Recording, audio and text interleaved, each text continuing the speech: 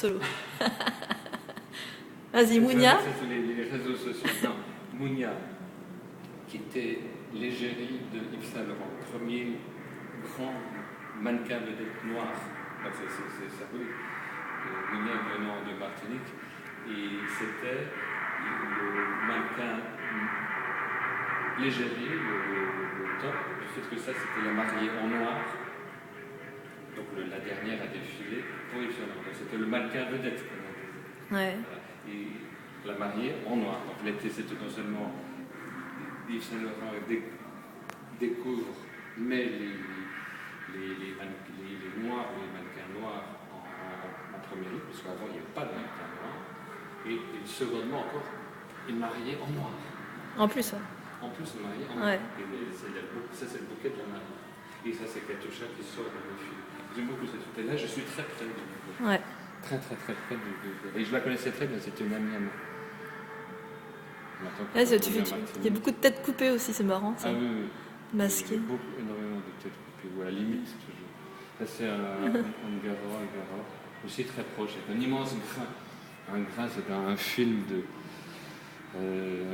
qui était très particulier, qui s'appelait Le Record Rapide, et qui faisait un grain qui était fabuleux, mais très gros, très grossier. J'aimais beaucoup. C'était un grain qui était bourré d'argent. Ça, c'était. Vas-y. C'était nouveau. Ça, c'est différent, ça. C'est des cuissards. Ah, d'accord. On se demande ce que c'est, en fait. Voilà, très bien. Des cuissards, à la Villette, un immense espace. Voilà, un truc complètement fétiche de Gauthier. Ah ouais, d'accord. Ça revient à la mode, les cuissards, maintenant. Oui, absolument. Ouais. Ah oui, depuis un moment, oui. C'est très abstrait. C'est là, on ne sait pas trop ce que c'est. Hein. Oui, des fiatants comme ça. Ah si, d'accord, ouais, un visage, un deuxième. Tu vois, il y avait plus de lumière, on verrait mieux.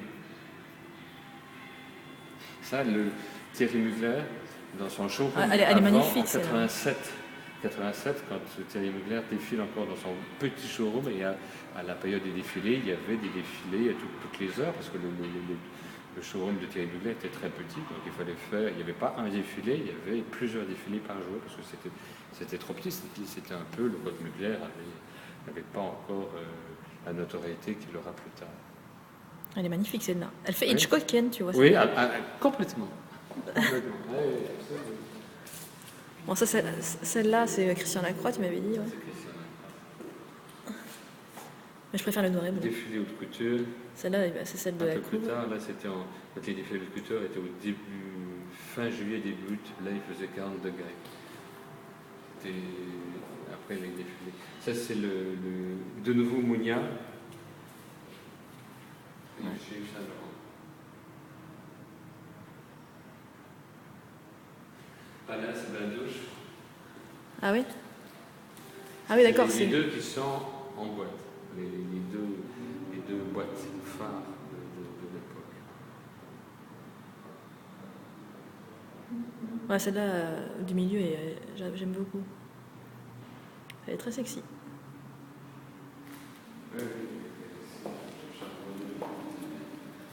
Un garrot, on préfère toujours dire un garrot. Un joli merveille. Je me suis rendu compte que finalement, en la retirant, parce que ça, ces photographies, je les avais plus revues depuis l'époque. Ah oui. Donc je me suis dit, effectivement, là, en la retirant, je me suis aperçu qu'on m'a dit que ça, c'est le miroir. Ça, c'est son miroir. J'ai cru que c'était l'inverse. Ça, c'est à travers un miroir. Ah d'accord, tu sais plus où est la réalité? Ça, c'est le miroir. Ça, c'est pas le miroir. Et je me dis que c'était l'inverse. Ça, c'est la même fille, mais ça, c'est le miroir. D'accord. Ah ouais.